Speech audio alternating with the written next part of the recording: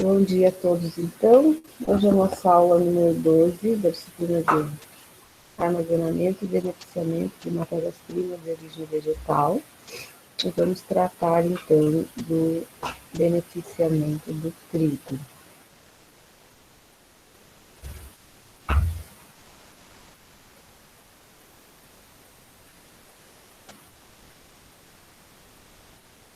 Deixa eu só achar aqui.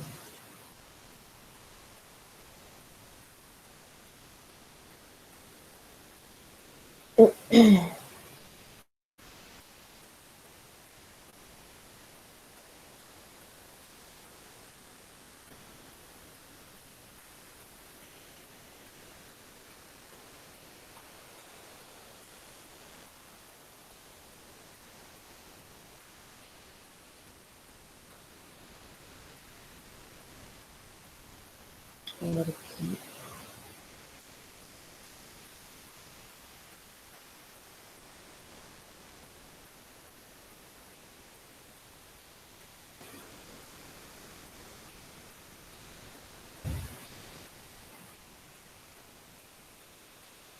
O trigo, ele quando está no ponto da colheita, né, ele é colhido e transportado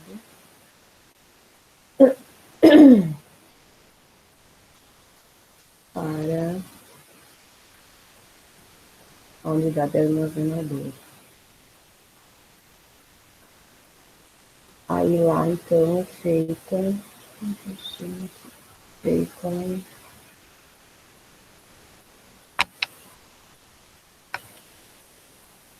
a secagem, né? A limpeza primeiro, a secagem.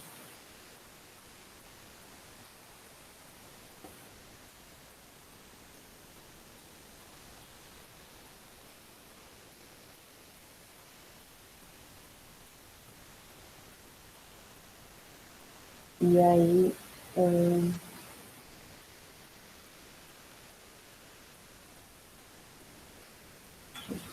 vou carregar aqui.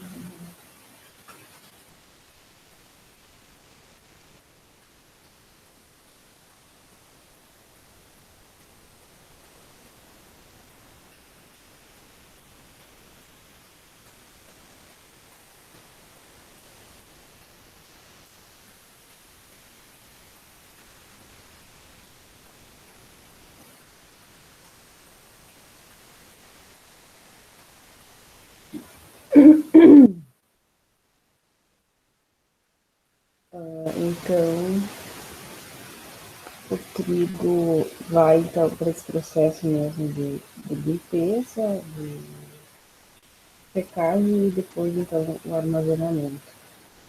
E aí todas aquelas etapas que o professor Luigi comentou, né, que são usadas aí para soja, mas ele falou mais do milho, serve a mesma coisa para o trigo. O que muda, que pode mudar aí, é que como a fonte, né, a matéria-prima é diferente em termos de nutrientes, desenvolver mais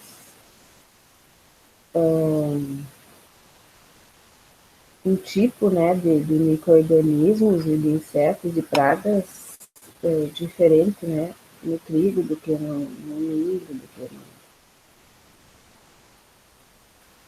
na soja. Vamos ver aqui agora, então. Vou juntar agora. Vamos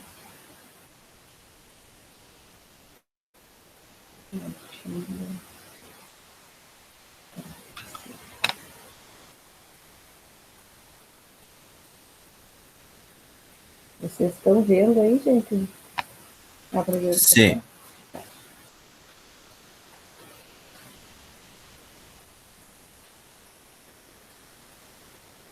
Então, o trigo, né, ele é uma cultura que foi a primeira identificada lá no Crescente Fértil, né, e é a região da Mesopotâmia onde tem os rios Tigre e Eufrates, né? Essa parte aqui, então, foi onde essa cultura foi encontrada há 13 mil anos, né? E aí, então, há 8 mil anos, o Homo sapiens, então, começou a cultivar isso, né? Nessa região aí do Oriente Médio, tá? E de lá para cá, então, foi uma evolução bastante grande e essa cultura é uma das culturas que mais se adapta e é possível de cultivar aí nos diferentes pontos, né, do planeta.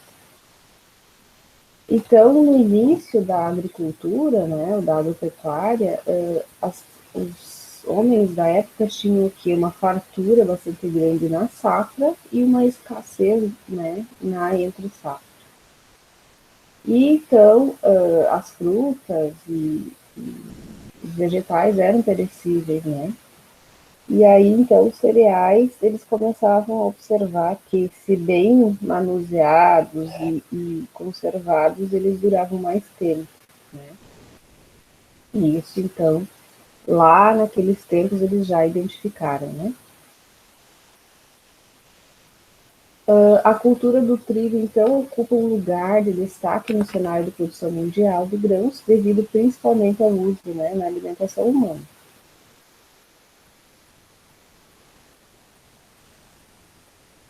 Se vocês pararem para pensar um pouco na nossa alimentação atual, a gente tem muito, né, os derivados, os farináceos, os derivados do trigo na alimentação. Aí na forma de pão, de bolo, bolacha, né, massa. Então nós temos assim na nossa dieta a presença bem forte, né, do trigo. Eu diria que é trigo e leite, né, a base aí da alimentação no geral do brasileiro, né? Então, quando esse trigo, ele... aí, o nosso estado, então, é o responsável, né, por um terço da produção brasileira. E o nosso trigo, produzido aqui, ele melhorou muito, né? A Embrapa desenvolveu as variedades que estão melhor adaptadas, produzem mais, né? Então, estão originando grãos com um teor de glúten mais alto, que é um dos fatores de qualidade da farinha depois, né? E que originam aí produtos melhor elaborados, mais nutritivos, do ponto de vista de tecnologia da farinha. Tá? Então, esse trigo, quando ele passa pela unidade moageira, né, ele é transformado em três principais produtos. A farinha, que é o que nós utilizamos, o farelo, que vai para a alimentação animal, e o germe, então, que é destinado para a indústria farmacêutica. Esse germe, então, nós temos o quê? A porção lipídica, né, do trigo está no germe. Então, e é no germe também que a planta ela se origina, né, quando estamos falando da semente. Então, a maior concentração desses lipídios nessa porção do grão é exatamente para fornecer calorias, né, para aquela semente na hora da germinação. O germe, então, praticamente ele é bastante usado, né, para desenvolvimento de produtos farmacêuticos, né, e aí dentre os produtos farmacêuticos, utilizado bastante pela indústria cosmética. Na região sul, então, o rendimento dos grãos de trigo apresenta grande oscilação durante os cultivos, né, devido ao estresse que as plantas estão sujeitas. Esses estresses pelos quais as plantas foram sujeitas interferem, então, diretamente na produtividade desse trigo e também pode influenciar na qualidade tecnológica dos grãos. Nós não temos o melhor solo também para o cultivo do trigo, né? Mas ainda, em termos de Brasil, é a região que melhor consegue produzir, né? Então, o trigo é da família das gramíneas, o gênero é o trítico, e daí aqui nós temos o trítico estivo, né, que é o que nós cultivamos aqui, e também o triticum durum, que é aquele que dá origem à farinha de trigo, o maior teor de glúten, tá? Que é usado daí então para fazer, por exemplo, as massas, né, mais firmes, é utilizado daí o triticum durum. A raiz, então, pode ter até 1 metro de comprimento, situa-se nos 25 centímetros do solo. O caule é oco, cilíndrico, tem de 6 a 9 meritalos. As flores, né, são hermafroditas dentro de espiguetas ao longo do raquis, no eixo central. E o grão, então, ou também chamado de cariópse, né, é composto de uma semente, um pericárpio, um embrião e um endosperma. Onde pode ser cultivado? Né? Depende, então, das condições de solo e clima. E ele é classificado, então, como trigo de inverno e trigo de primavera. De inverno, então, é no outono e primavera, no caso do Brasil, de maio a julho. E o de primavera, então, é na primavera e no outono. O ciclo vegetativo é de 120 dias. O grau de maturação, então, vai dar quais são os sinais, né, de que está pronto para colher. Hastes e folhas com coloração amarelo e palha, e grão com estrutura firme. Teor de umidade final de 13 a 20%. Aqui 20% a gente está superestimando, né?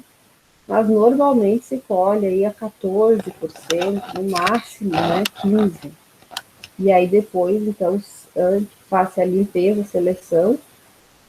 a seleção e limpeza, né, e aí seca ele e armazena. A colheita é mecânica, a secagem, então, é realizada no máximo a 50 graus, né, porque uma temperatura maior do que isso aqui já vai ter modificações estruturais no grão. E o armazenamento, então, aqui está mostrando um tipo de silo, que vocês já estão carecas de saber, né, como é que armazena. Vai, então, ter que ser considerado nesse armazenamento a umidade, a temperatura, né, a aeração e a integridade do grão. E aí, então, nisso aqui, sempre o controle maior é a temperatura, né? O produtor, ou o local onde vai ser armazenado, o controle tem que ser feito, né, pela medição da temperatura dentro do silo. Os contaminantes, né, do trigo. Isso aí tem vários insetos, né, que podem ser os contaminantes. Aí varia muito, então, também, se está no lugar onde dá condições para esses insetos se proliferarem. Quais são os principais insetos que atacam o trigo, então? Como esses insetos podem atacar e danificar os grãos? Qual a importância da contaminação por roedores? Né? Quais são os principais roedores? Pássaros, os tipos de danos que podem ser causados, os micro-organismos, tipos de danos causados, né? As condições para desenvolvimento desses micro-organismos. Nós podemos ter também outros contaminantes físicos e químicos. E aí nós temos que ter um método de controle, né? Utilizados em um programa específico, então, para controlar isso, que faz parte das boas práticas, então, de armazenamento, e as medidas de sanitização nos moinhos, né, que daí é depois que o trigo já foi seco, então vai para a parte da moagem. Toda essa parte dessas questões aqui,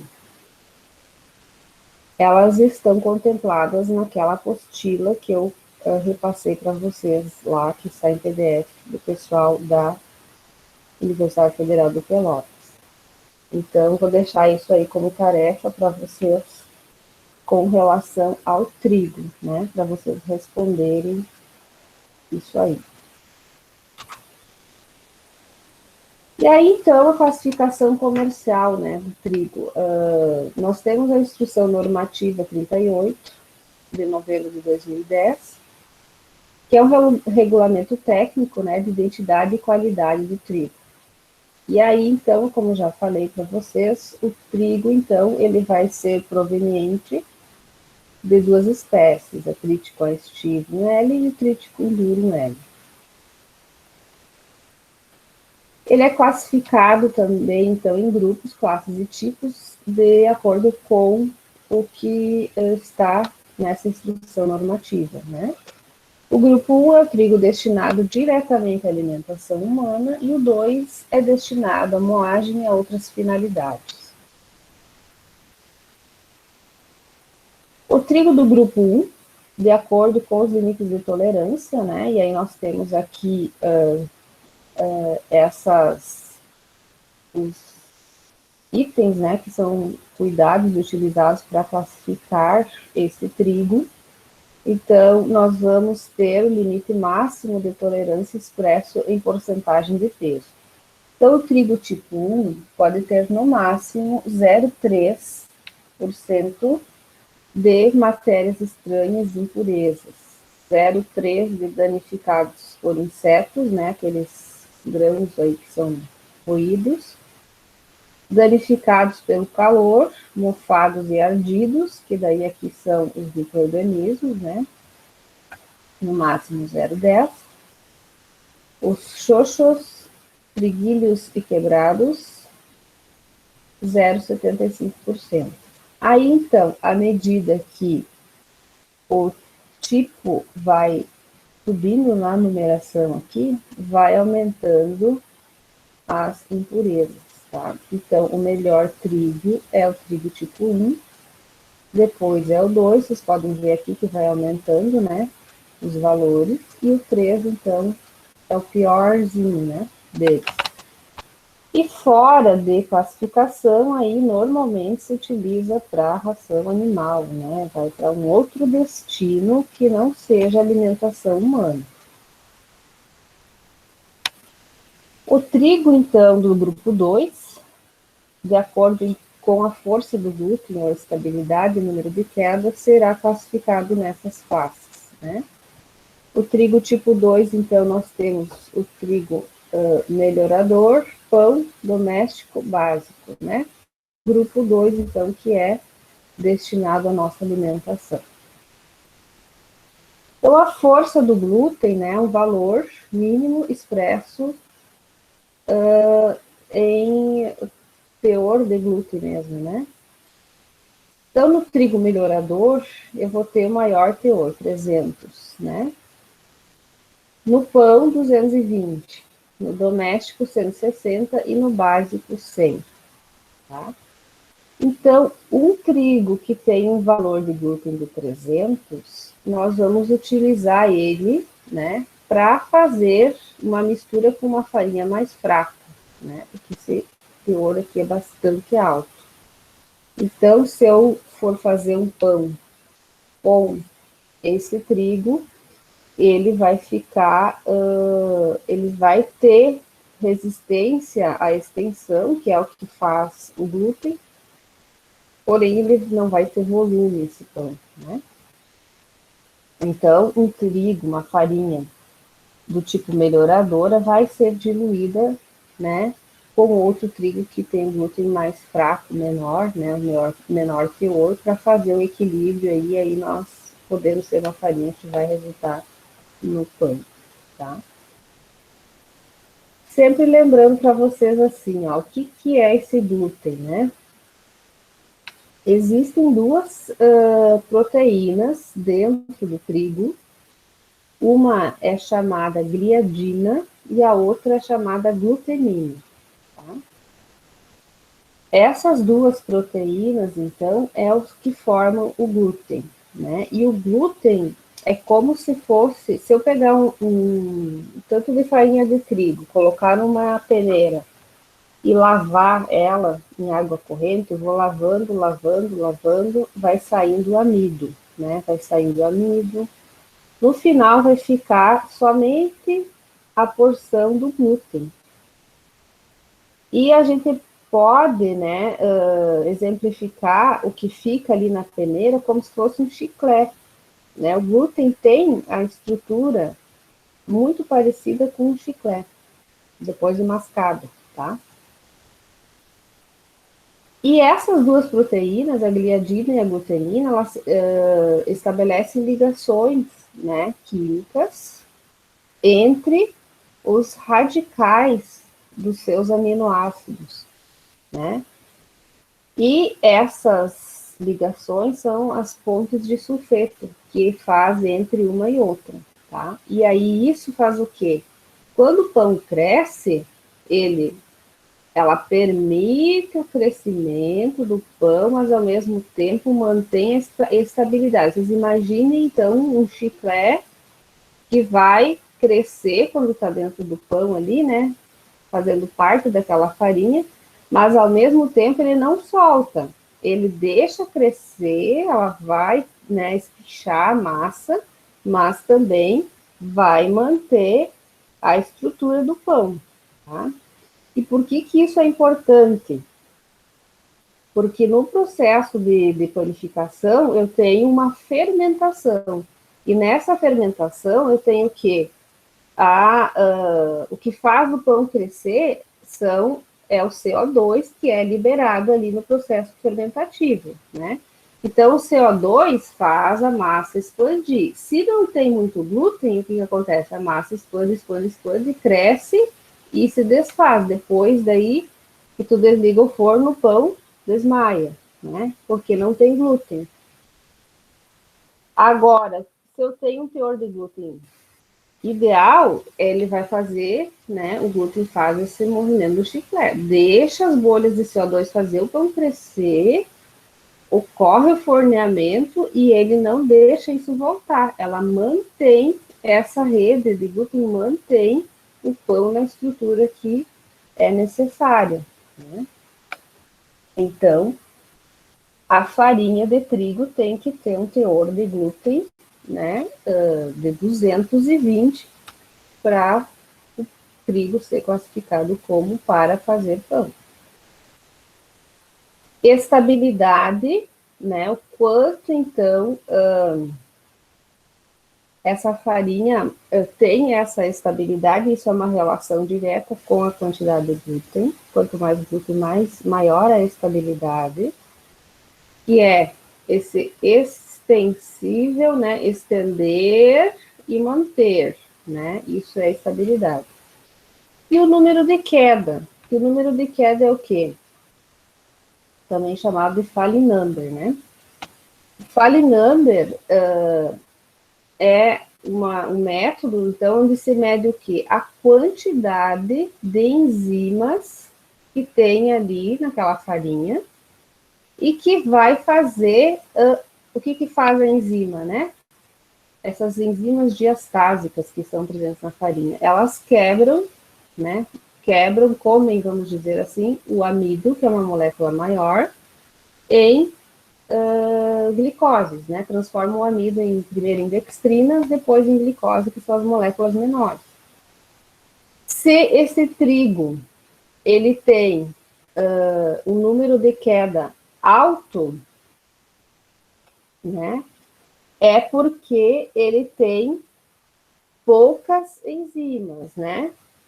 Se o número de queda é baixo, é porque ele tem muitas enzimas. Então, o valor sempre a gente vai pensar ao contrário, né? Depois, quando aparecer o equipamento que se utiliza para fazer o Falley number, eu vou explicar para vocês como que é feito o método, tá? Então, a gente tem que ter também um equilíbrio, né? Não pode se ter muita enzima, porque aí você vai hidrolisar demais o amido, e também não pode ter pouca demais, né? Porque aí você não consegue quebrar o amido em glicose para fornecer essa glicose para a levedura, né? No momento de fazer o pão, por exemplo. Então, o trigo do grupo 2 também é classificado em tipos, né? Esse aqui, então, vai ser destinado para moagem, enfim, é o trigo, a farinha que a gente come, né?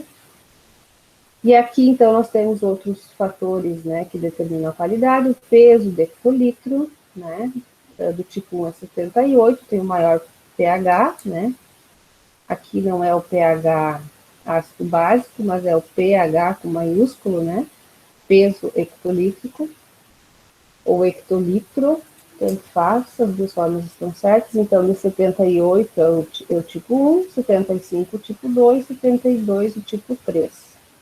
E fora do tipo é o que apresenta um pH menor do que 72. Né?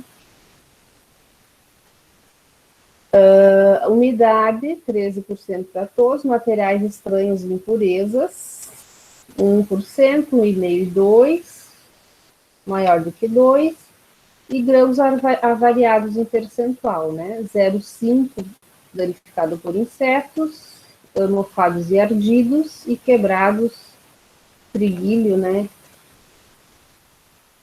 Aqui também aumenta, então, 1, 1,5, 1 e 2, 2,5 e 5. Tá?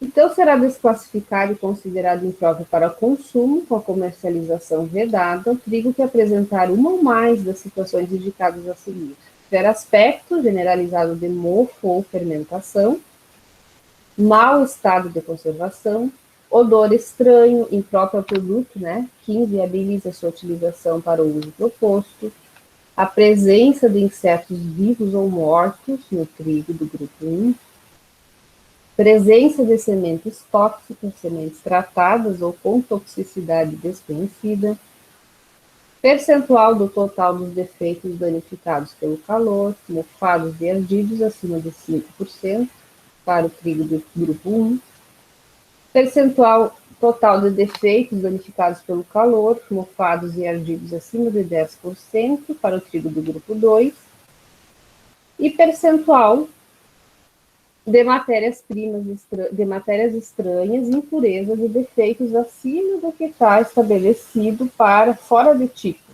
né, para o grupo 1. E aqui, então, a estrutura, né, do grão de trigo. Tá? Aqui, então, nós temos isso aqui, são os pelinhos, né, que são uma proteção para o grão. O grão tem de 6 a 8 milímetros de comprimento, 3 a 4 de largura, né? 6 a 8 de comprimento, 3 a 4 de largura. Vocês podem ver que ele é formado por várias camadas, né? Que estão mostradas aqui. Então, são 1, 2, 3, 4, 5, 6, 7 camadas. Aqui, então, nós temos o germe e escutelo, né, que é essa partezinha aqui que eu falei antes. Então, aqui nós temos a porção lipídica, né, do grão. Isso aqui é removido, tá, gente, na hora de fazer a farinha, que é essa partezinha aqui do grão que vai, então, para a indústria farmacêutica. E aqui nós temos os lipídios, né. E toda essa parte branquinha aqui, que é o que interessa, que é o que nós comemos, e que é onde está o glúten, onde está o amido, né, é que nós vamos utilizar essa parte branca, né, do grão, que é o chamado endosperma, onde nós temos aí, então, o amido e a proteína. Aqui é o pericarpo, então, que é a parte externa, né, que isso aqui, então, é totalmente removido também na hora de fazer a farinha de trigo. Nessa parte, então, isso aqui, né, essa parte interior está demonstrada aqui. Então, nós temos os grãozinhos de amido, né. Aqui nós temos a parte proteica. E aqui, então, já a parte de cima, o pericarpo.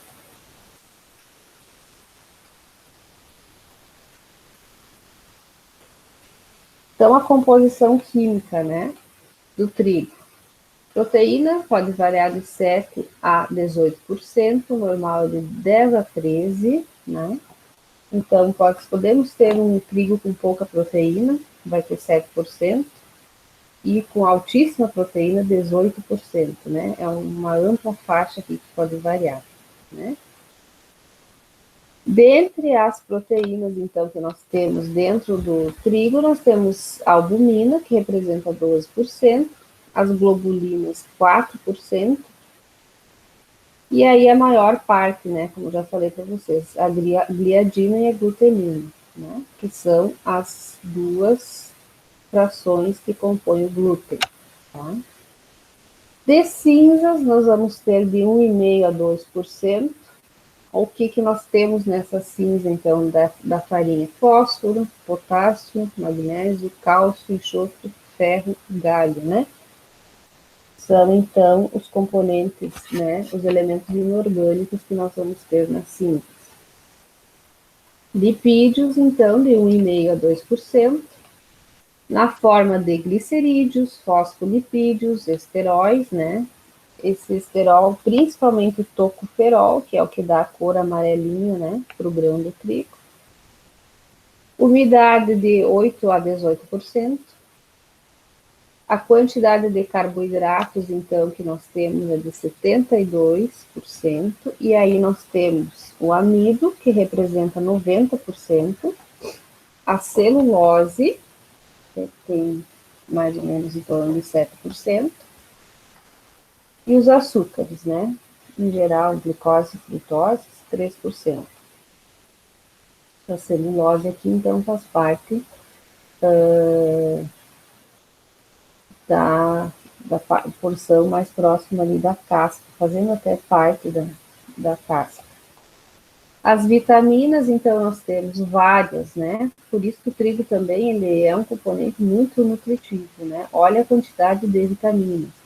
Tiamina, riboflavina, niacina, ácido pantotênico, ácido fólico, biotina, colina, inositol. Até aqui nós temos as vitaminas do grupo B, né? E aí nós temos também a vitamina E, tocoferóis e as xantofilas, tá? E as enzimas, então, nós vamos ter o quê? As enzimas diastásicas, né? Que são medidas lá no Falei-Nander, o número de queda, que são a alfa-amilase e a beta-amilase. As duas hidrolisam o amido, né? Só que uma delas, a alfa-amilase, então, quebra as ligações alfa entre as glicoses e a beta-amilase quebra ligações beta. Então, essa outra resolução, né, é de 2005, a RDC 263, é um regulamento técnico, então, para produtos de cereais, amidos, farinhas e farelos. Então, nós temos aqui a aplicação, né, do amido de trigo, aonde que pode ser utilizado? Em alimentos, na indústria de papel. O glúten pode-se utilizar para aumentar o teor proteico e força das massas de panificação. O germe de trigo, rico em vitamina E, suplementa dietas. Farelo de trigo é rico em fibras, né? E a gente vê bastante a utilização do farelo de trigo já em produtos, né? Que nós consumimos, como cereais matinais, barra de cereais, flocos de trigo, rico em fibras também, usado em cereais, em barras de cereais. Temos o trigo para quibe, malte de trigo, que é usado para fazer a cerveja. O trigo, então, para quibe, que é usado para produtos árabes, né? E a farinha de trigo, então, que daí é o que mais é utilizado. Panificação, confeitaria, massas e biscoitos. O consumo do trigo e derivados, então, per capita ainda, né? 75% é usado na forma de farinha e 25% na forma de farelo, né? E o farelo, então, basicamente para alimentação animal. E Para o consumo humano, então, 15% desses 75% é utilizado para macarrão. Farinhas, então, diversas para uso doméstico, 17% para panificação de 55%, e 11% para biscoito, e 2% para fazer fármacos e cola né, outros destinos aí. Então, nós estamos consumindo aí 52 quilos, né, de trigo por pessoa. A Argentina consome 91 quilos, né, e no mundo se consome aí mais ou menos 85 quilos. Aí temos a França, que consome 100 quilos por pessoa, né, e aqui dentro do Brasil, então, varia, né, e a gente não tem surpresa aí de sermos os maiores consumidores, né, estamos aqui, então, com 61 quilos por pessoa na região sul, seguida pela região sudeste, 59. Aí vem o nordeste com 37, norte 23 e centro-oeste 22. E aí nós temos, então, a produção da farinha de trigo, né? Como que isso ocorre? A recepção e o armazenamento, então, quais são as operações realizadas na moagem? O recebimento desse trigo, ele é pesado, ocorre uma limpeza preliminar, né? Tem que fazer essa limpeza que é feita com ar, né? Aí depois é submetido, então, à secagem a 50 graus.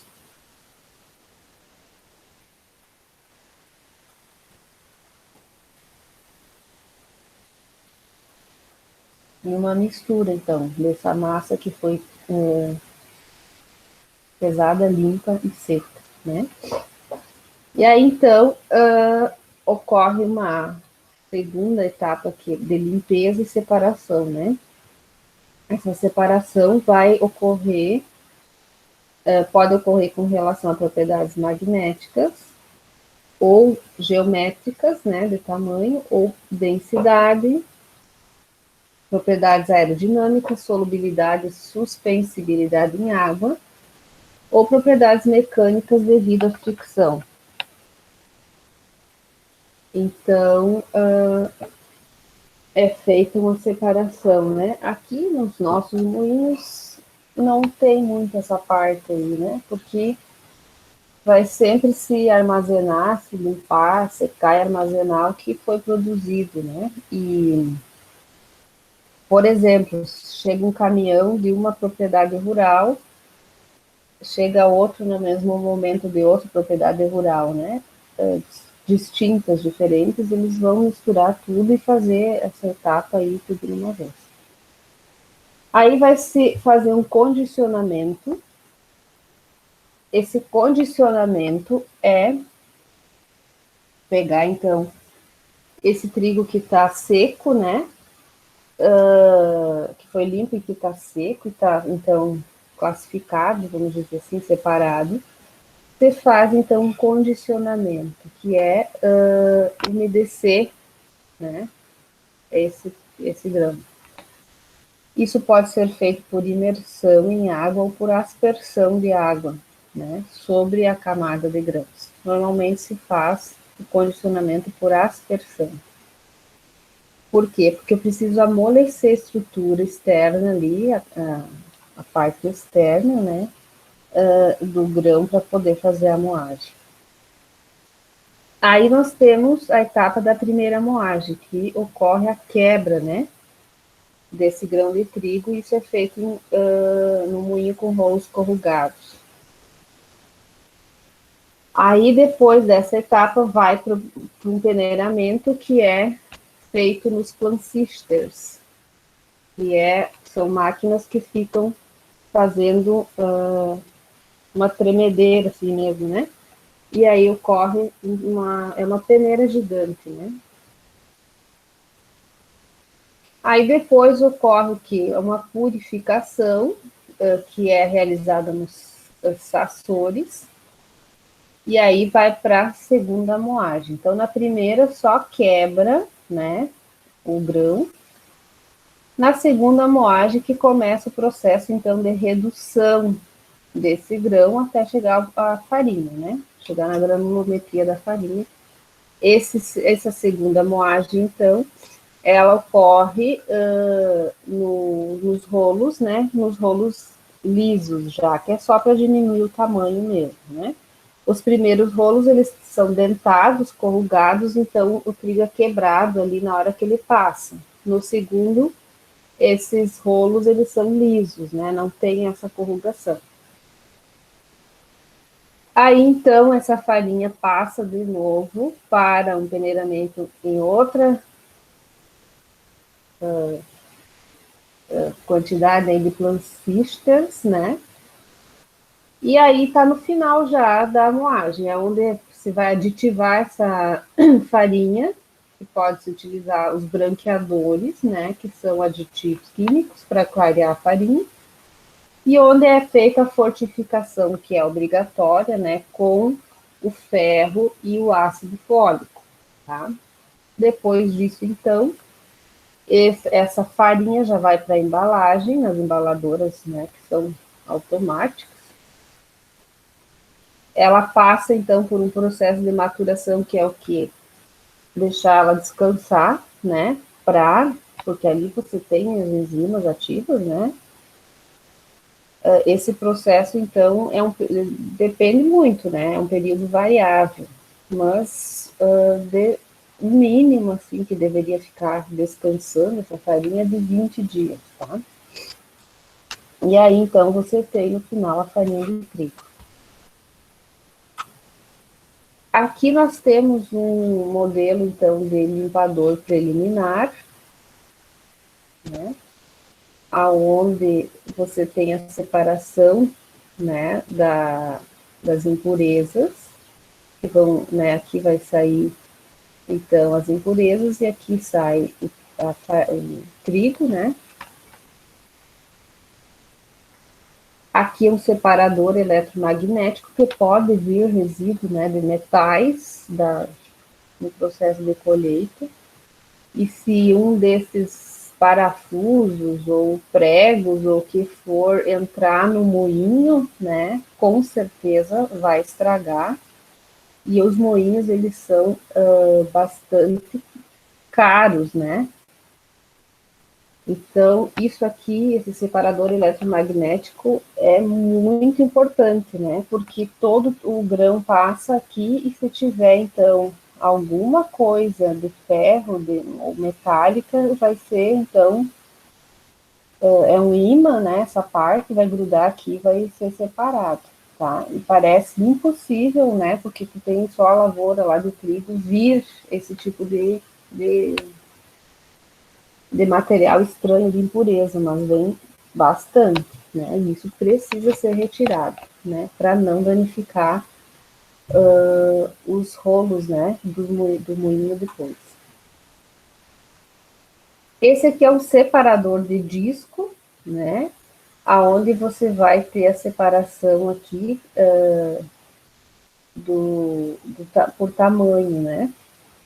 Por comprimento, né? Do trigo. Então, essa partezinha interna aqui está mostrando aqui, né? Como que vai separar aí os tamanhos, né? Aqui é como que funciona essa roda giratória ali, né? Aquele separador de disco. Então, aqui a gente tem os rolos de moagem, tá? Esse aqui é um rolo liso, né? Esse é liso também, que já é naquela parte onde você está fazendo a farinha, né? O corrugado, a única coisa que muda, né, é que ele é cheio de frestas, assim, né, corrugadas de um lado e do outro. Então, a primeira moagem, esse grão é quebrado no corrugado, e depois, então, para redução, para ir fazendo a farinha, vai se utilizar o rolo liso, tá? E aqui está mostrando, então, como que isso ocorre. Ele sempre vai girar, né, em sentido anti-horário, e E esse aqui é o corrugado, pelo que dá para ver aqui, essa marquinha que tem aqui mais escura, né? E esse aqui é o liso. E aqui, então, é o rolo de moagem, né? Ele está aqui dentro. E essa foto aqui, que aparece aqui, é o que a gente abre, né? Essa parte é o que está nessa máquina aí. Os plansisters, eles são peneiras gigantes, né? Então, aqui você tem por espessura, granulometria, o mesh, né? O mesh das peneiras. O mesh é o tamanho do quadradinho, né? E isso aqui agita mesmo, né? Se for no moinho, aquilo chacoalha até assim, parece que a estrutura toda ela tá balançando, mas não é, são os planchistas, né? É a parte mais barulhenta do moinho. E o moinho, então, ele é um moinho vertical, né? Ele vem de cima para baixo. O trigo ele é levado lá em cima e daí ele vem sendo moído. As etapas vão acontecendo nos andares que vão descendo, né?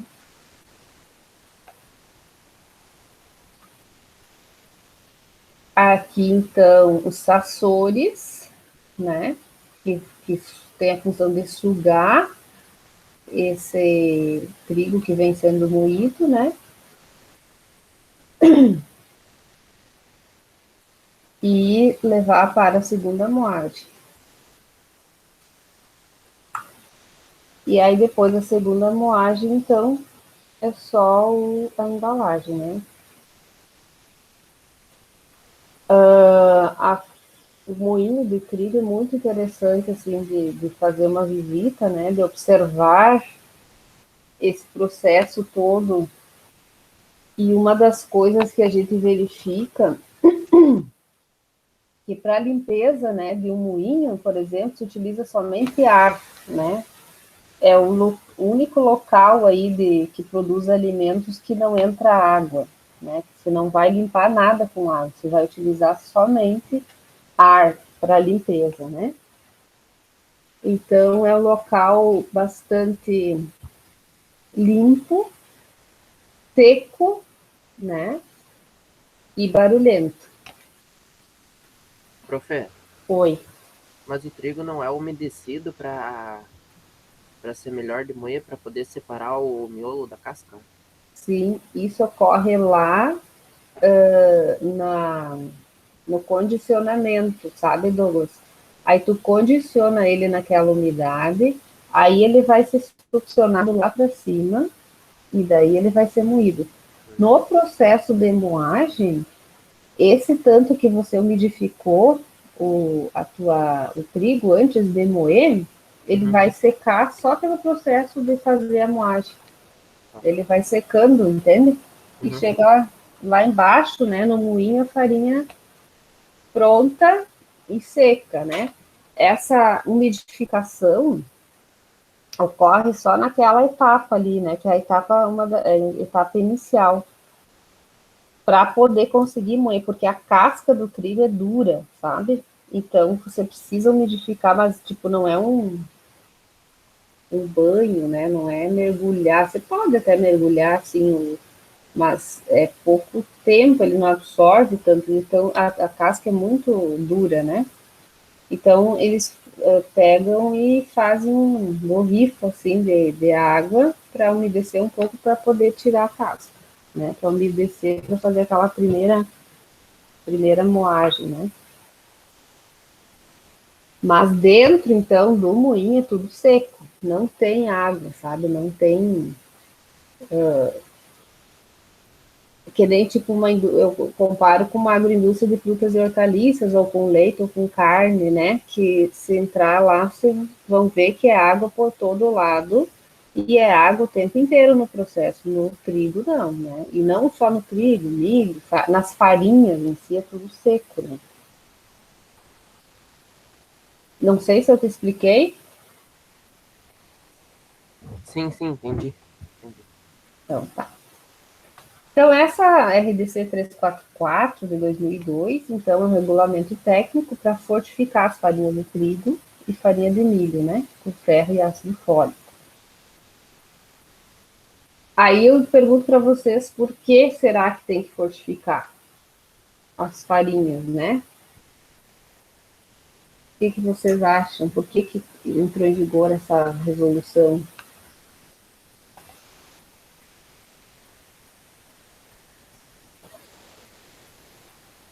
Para melhorar a qualidade nutricional da população, para fornecer nutrientes para a população, sei lá, alguma coisa assim. Exatamente. Porque a gente. Isso aqui é, na verdade, a resolução de um problema, né? Qual que era o problema? Anemia falciforme em crianças, né?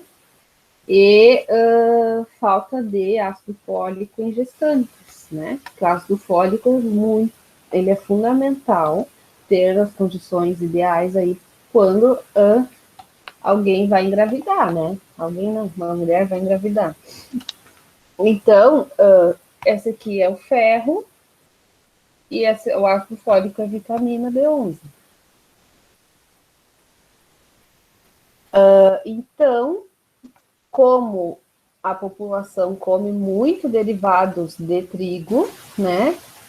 Foi uma solução bem legal, né? Porque a farinha, ela aceita muito bem que você faça diluições ali. E o ferro e o ácido fólico se diluem, a gente nem percebe que tem, né, ferro e ácido fólico na farinha. Então, essa fortificação é resultado de um ponto da desnutrição, né, do brasileiro.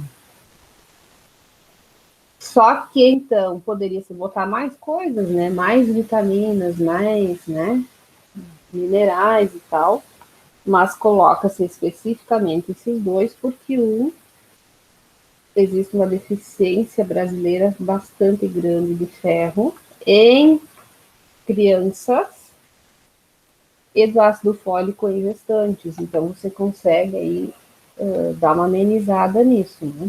Por que que isso acontece? Porque criança, né, não está mais comendo feijão e arroz. E o ácido fólico, realmente, ele tem em muitas poucas quantidades, né, nos alimentos. Então, é uma suplementação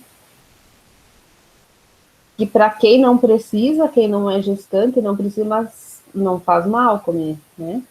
E ajuda aí a não, né, ter tanto, né, depois tanta criança nascendo com problema, né, na medula, que é o reflexo da falta do ácido fólico.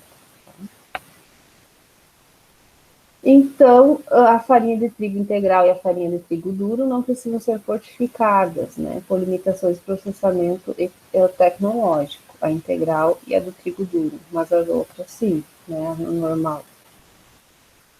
E a gente utiliza, então, a gente não, moinho, né, 4,2 miligramas de ferro em 100 gramas de farinha e 150 microgramas de ácido fólico para cada 100 gramas de farinha, tá?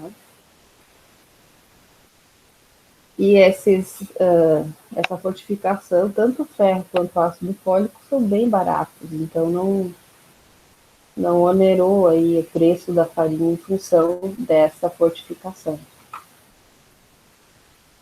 E aqui, então, a embalagem, né, no final do processo. E aí você pode embalar nesses bags grandes, né? Os moinhos hoje, então, estão fazendo mix, né? Bastante misturas, então, de farinhas. Misturam aquela que tem um glúten mais forte, que é um trigo melhorador, com uma que tem um trigo fraco, um glúten fraco, então mistura. Pega a farinha que tem mais enzima, coloca, né, fortifica em enzimas, depende do uso que vai se fazer, né? Então a farinha para fazer bolo, ela pode ser de um tipo, né, com algumas características, para fazer pão de outra característica, para fazer massas tem outra característica, né? Então hoje os moinhos já fazem essas misturas e já vendem direto aí para as indústrias, né, que depois vão fazer os derivados do trigo, ou já para as padarias, né, que vão também trabalhar com esses blends que a gente chama de trigos diferentes. Então, a farinha de trigo é um produto elaborado com grãos de trigo crítico estivo, ou outras espécies do trigo do gênero crítico, ou combinações por meio de trituração, ou moagem e outras tecnologias ou processos. Farinha de trigo integral é o produto elaborado com grãos de trigo crítico aditivo, ou outras espécies de trigo do gênero crítico, ou combinações por meio de trituração, moagem e outras tecnologias ou processos a partir do processamento completo do grão limpo, contendo ou não o germe, tá? Então, normalmente, o trigo integral não contém igual o germe, porque o germe, ele tem muito, tem a camada lipídica, a quantidade lipídica, e ele, se misturado com o restante do grão na farinha ali, para fazer a farinha, ele ocasiona muita rancificação. Então, se retira. Essa farinha de trigo integral que nós comemos, ou compramos, não tem o germe, tá? Tem o que na farinha integral que não tem na farinha refinada? A parte, né, da casca, da camada próxima à casca. Não é que tem casca no trigo integral, mas a camada mais próxima ali da casca está presente no trigo integral, na farinha de trigo integral. Então, a classificação agora da farinha de trigo, né? Antes nós vimos a classificação do trigo, agora é da farinha. A farinha do tipo 1 tem no máximo 0,8% de cinzas. E a do tipo 2 tem 1,4%, e a integral tem 2,5%. Então, quem que está nessas cinzas é a parte da casca, da mais próximo da casca, né? A granulometria, 95% deve passar por uma peneira de 250 micras. E aqui integral não tem, né? A integral ela é mais grossa. Teor de proteína, do tipo 1, 7,5%, do tipo 2, 8%, e da integral vai ter os mesmos 8%. Né? Acidez, então, se a gente fizer a acidez da farinha, gasto, né, de miligramas de KOH em 100 gramas de produto, no máximo de 100, na integral a mesma coisa, e a umidade de 15% para qualquer um dos três tipos. As propriedades, então, da farinha em função do grau de extração. O grau de extração representa a porcentagem de farinha que está sendo produzida como farinha em relação ao trigo total. Então, quanto maior o grau de extração, é porque você está tirando, né, mais próximo da casca. Quanto mais próximo da casca você retira o grão para fazer a farinha, maior o teor de cinzas, né? Então, se tu tem 100% no grau de extração, vai ficar só fora a casca mesmo, né? Você tem 2% de cinzas na farinha de trigo, tá? E aqui, então, para proteínas, quanto maior o grau de extração, mais proteína, quanto maior, mais lipídio, né? Aí, claro, diminui os carboidratos, né? Porque você dilui. Então, quanto menor o grau de extração, maior a quantidade de amido. Né? E fibras é a mesma relação do que cinzas, né? Quanto mais extrai perto da casca, mais fibras tem na farinha. E aí, então, os elementos que constituem a qualidade da farinha de trigo, né? São esses aí, a quantidade e qualidade da proteína, daí podemos dizer do glúten, né? A capacidade que essa farinha tem de absorver água, a viscosidade da farinha, o teor de cinzas e a cor, né? Então, são 5 parâmetros aqui que são avaliados daí já no laboratório de controle de qualidade para classificar, né, a qualidade, classificar a farinha e dar, né, o resultado da qualidade dela. Aqui nós vemos que aqui nós temos o que? Uma farinha de trigo refinada e aqui uma farinha de trigo integral.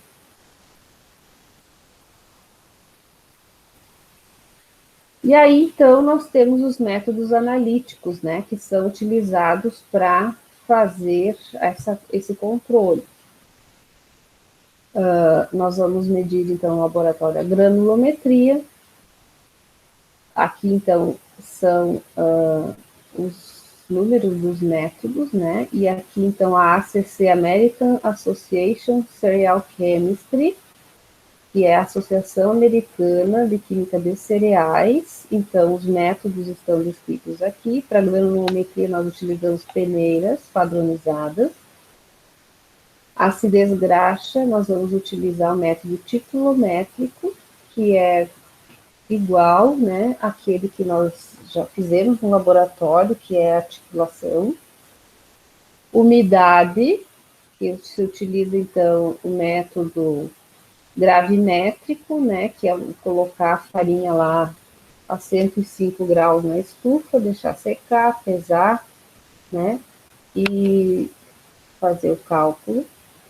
Cinzas, também com gravimetria, método que se utiliza, então, a mufa, onde a amostra vai a 550 graus, por 3 a 4 horas, depois é pesada.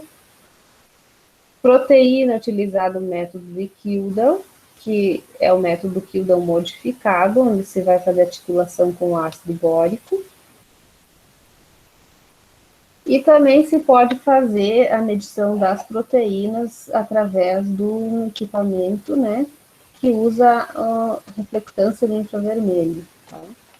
Que também é um método que pode se utilizar para quantificar a proteína.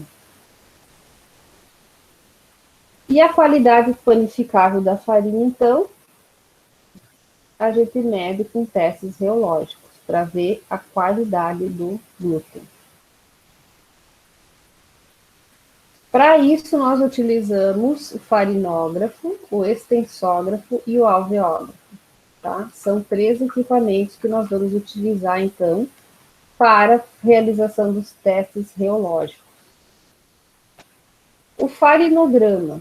O farinograma, ele vai simular, né, o processo de mistura da massa, né, e isso vai ser registrado num gráfico, tá?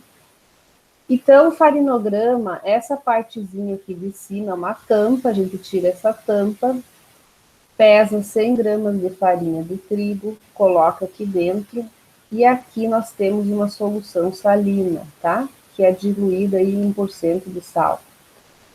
Aí a gente mede primeiro qual é a umidade que tem essa farinha, deu tanto por cento, né? Aí a gente vai lá, faz um cálculo para saber quanto dessa solução salina nós vamos colocar ali em cima, né, dessa farinha.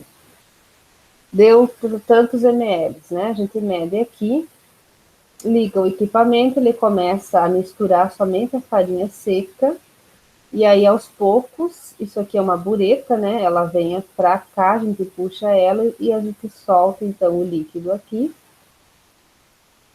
E esse equipamento vai fazendo a mistura, e essa mistura então é como se a gente fosse fazer a massa de um pão mesmo, né? Para fazer pão a gente precisa da farinha, da água e do sal, né? Porque se não quiser botar fermento, alguma coisa vai fermentar ali, porque a gente tem, né, as enzimas que podem fazer esse pão sem utilizar o fermento que a gente usa, tá? Então, vamos resumindo, dizer que isso aqui simula o processo de mistura da massa para fazer pão, tá? E esse processo aqui, que é mecânico de mistura, né, essa farinha vai dar uma resistência a esse processo de fazer esse movimento aqui, né? E isso vai sendo registrado no gráfico aqui, ó, tá? Esse gráfico, então, ele vai dar o resultado em unidades Brabender, que é a Brabender que inventou esse equipamento, tá? Então, a unidade de medida disso é UB, unidades Brabender. Então, aqui, ó, no começo, né, essa mistura não vai dar resistência porque não tem a água ainda, né? Então, vai subir. Desse ponto em diante, a gente começa a colocar água, começa a apresentar a resistência que essa farinha tem ao processo de mistura. Isso vai sendo registrado no gráfico, tá? Então, uma farinha que a gente chama de fraca, né? Que é a que é utilizada para biscoito, por exemplo, ela começa aqui, né? Já longe do ponto de partida aqui das 500 unidades da Bremer, né? E aqui, então, ela permanece um tempo resistindo à mistura e depois ela desce, né? Ela fica toda, ela amolece, vamos dizer aqui, nessa parte, né? Então, essa, ó, o período que ela ficou, né? Que ela aguentou permanecer nas 500 unidades Brabender, que a gente chama daí no laboratório de 500, na linha de 500, tá? Pouco tempo. Então, é uma farinha que vai ser destinada à produção de biscoitos, né? Do tipo bolacha Maria, né? Tem cracker, esses tipos de biscoitos que são filetados, que são vão para as formas e que não precisam crescer, não precisam resistir a um processo fermentativo, tá? Aí olha aqui as massas, né? Olha a massa, esse trigo aqui é bastante resistente, ó, ele fica bastante até o final do processo na linha de 500. Então é uma linha de bastante firme, uma farinha bastante firme, né? E a depanificação, então, ela sobe e ela permanece um tempo e depois ela dá uma descidinha aqui, né? Então, essa farinha é utilizada para a panificação. Por que ela tem que ter essa queda aqui, né? Porque é o momento que depois que o pão cresceu, que ele estabiliza, né? Se ficar assim, ele vai crescer e na hora da estabilidade ele não vai ter aquele formato, né? Então, isso aqui é uma forma de classificar as farinhas. Então, essa aqui é uma farinha que tem bastante glúten, tá? Essa aqui é uma farinha que tem glúten intermediário, que é utilizada para pão. Essa massa aqui que vai dar aquela massa firme de italiano, tá, gente? Tu cozinha, cozinha, cozinha, e ela tá firme, ela não sai amido para panela, sabe? É massa de trigo duro. E de biscoitos, ela fica só essa partezinha aqui.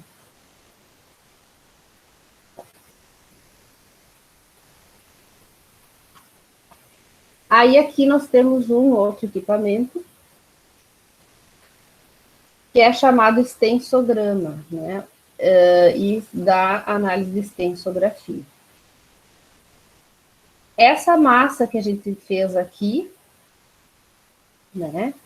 Nós vamos utilizar ela, vamos tirar a massa que tinha aqui e vamos fazer 3 bolinhas, né? De massa menores. E aí nós vamos colocar essas 3 bolinhas nesses 3 compartimentos aqui. Isso aqui é uma gavetinha que abre também. E a gente faz o formato de bola e deixa ela ali descansando uns 20 minutos, tá? Aí nós temos essa parte aqui, ó, do equipamento, né? Aqui assim tem um gancho. E nós vamos pegar essa bolinha e colocar. Não, aqui tá o gancho.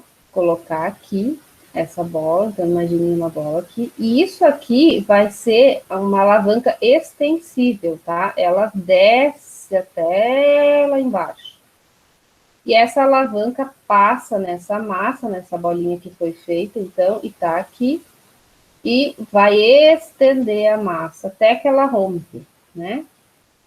Então, é para ver o quê? A extensibilidade da massa que foi feita com determinada farinha.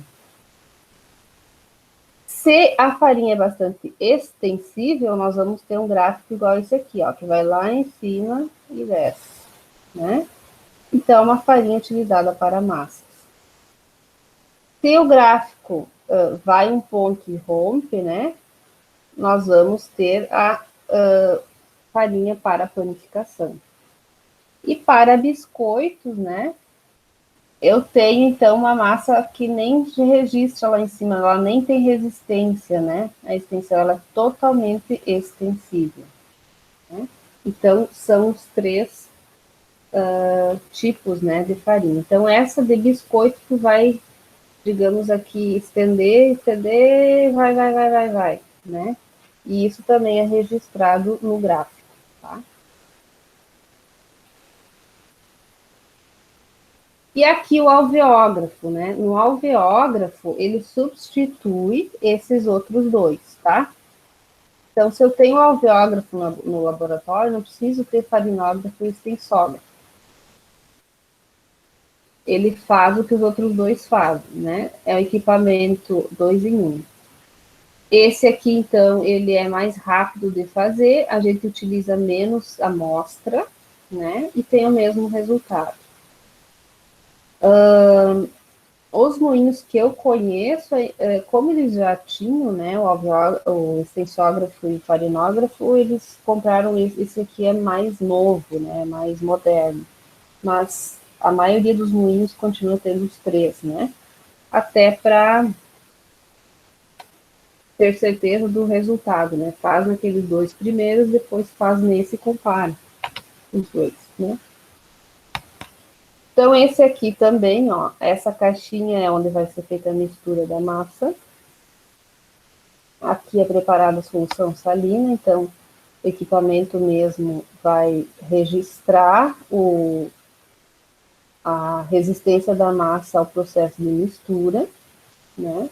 Então, é feita a massa aqui, ela é extrusada, digamos, nessa partezinha aqui, e aí são feitas, tem um rolinho, não aparece o rolinho, um rolinho de massa, que daí a gente depois que extrusa, abre um pouco essa farinha e corta em bolachinhas pequenas, tá?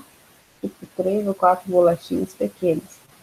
Aí, essas bolachinhas, essa parte a gente abre aqui e coloca essa massa aqui. Aí, de dentro aqui do equipamento, insuflado ar, né?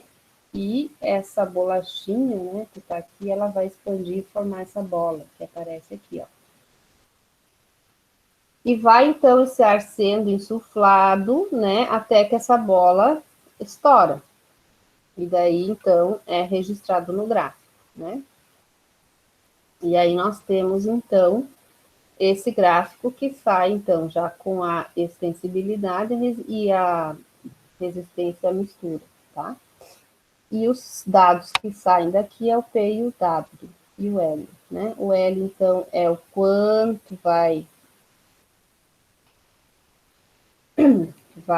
resistir à mistura, e o P, né, é ao momento que a bola rompe aqui, né? O quanto ela sobe e quanto rompe. E daí registra dessa forma aqui. Então, saiu um gráfico só com os resultados que eu tive nos outros dois. Aí agora aqui o Falling Number, né? O Falling Number, ou então a medida da atividade enzimática, né? O número de queda, tá?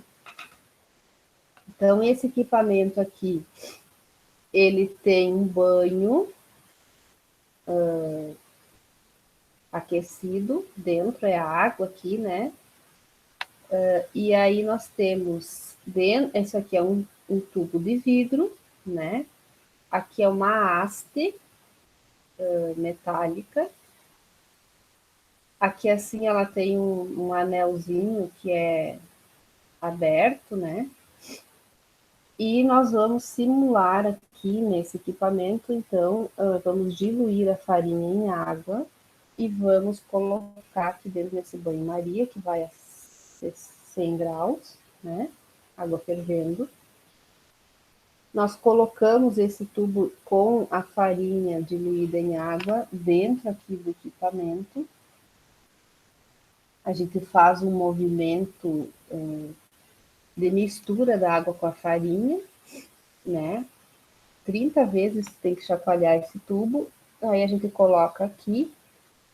E o Fale Number é o quê? O tempo, né? Que leva, vocês estão vendo que a haste está aqui em cima, né? O tempo que essa haste vai levar para percorrer essa solução, digamos aí, de amido com água, né? Da farinha com a água.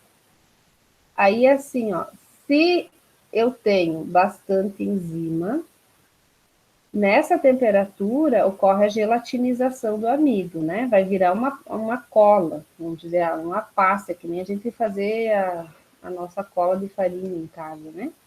Então, se eu tenho bastante enzima, essas enzimas vão hidrolisar, vão quebrar esse amido em açúcares menores, e essa haste vai percorrer esse caminho aqui de uma forma bastante rápida. E é esses segundos que são medidos no equipamento. Então, quanto mais enzimas eu tenho, mais vai hidrolisar, quebrar isso aqui, mais rápido vai chegar ali embaixo, tá? Então, eu meço esses segundos. Se eu tenho poucas enzimas, né, essa pasta de farinha, ela vai ficar mais firme. Então, essa haste vai levar mais tempo para chegar lá embaixo. Essa é a medida, então, do Fale Number, que vai dizer, ó, tem muita enzima, tem enzima na quantidade média, ou tem pouquíssima enzima na farinha, tá? Então, é feito dessa forma aí. É um teste rápido, né? Em 15 minutos aí se faz. E aí tá a utilização depois, né? Se eu tenho um Fale Number de 250, né? Eu vou ter um pão nesse formato aqui. Se o Fale Number for de 62, eu vou ter um pão dessa forma aqui, que é indesejável. E se eu tiver, então, um pão com um Fale Number de 400, também eu tenho um pão que não vai crescer, que não vai ter as características desejáveis. Então, o ideal para a panificação é que eu tenha, então, um Fale Number de 250.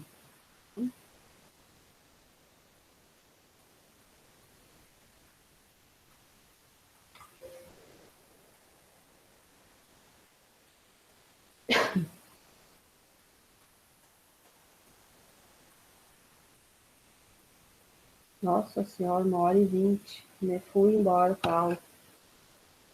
Entenderam, gente?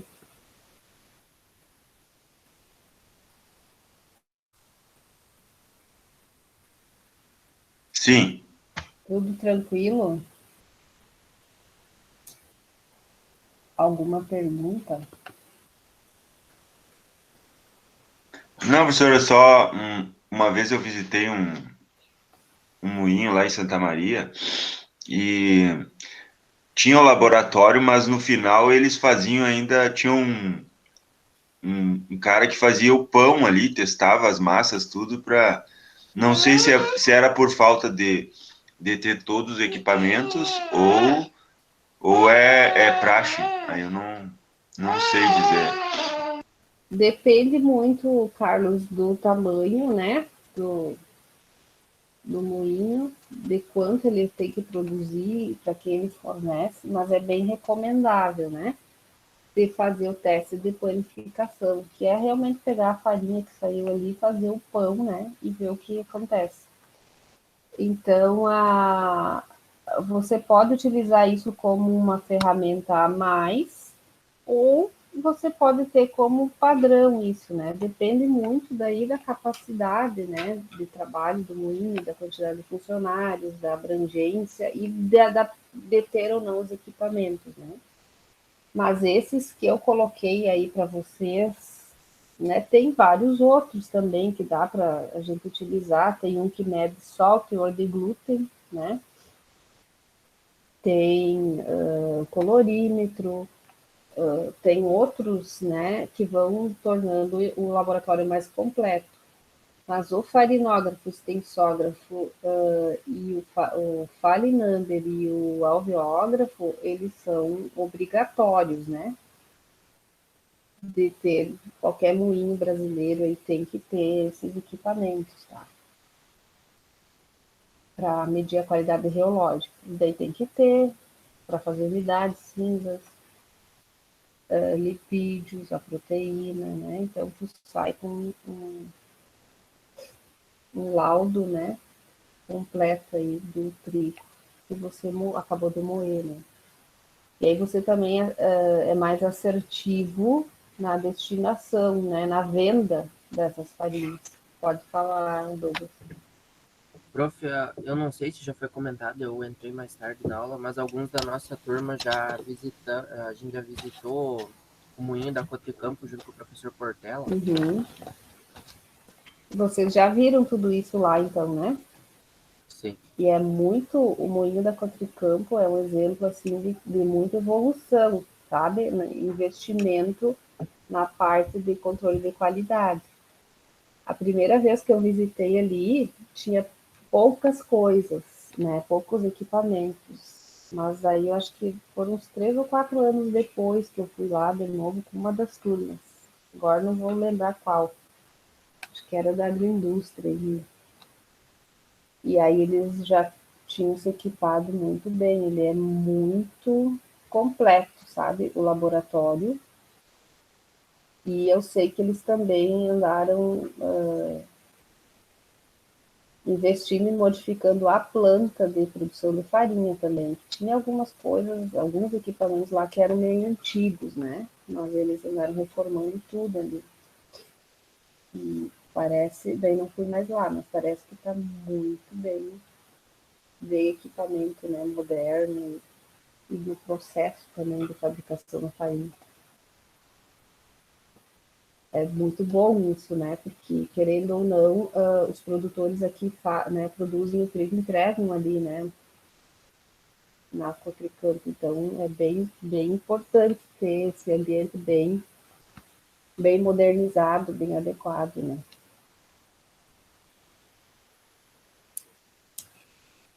Certo, gente? Eu vou colocar, então, a apresentação lá para vocês, né? Do PowerPoint. E vou, então, disponibilizar a aula para quem não pôde estar presente. E aí, na tecnologia agroindustrial, nós vamos ver aí o que se faz, né? Não chegamos só agora na farinha, mas quais são os produtos, né? E são todas a parte da tecnologia de panificação que tem vários, né, processos que podem ser trabalhados e desenvolvidos, são vários produtos, né? Certo? Um abraço para vocês. Estudem. Valeu então, professora. Até Tchau, tchau. mais. Tchau, tchau.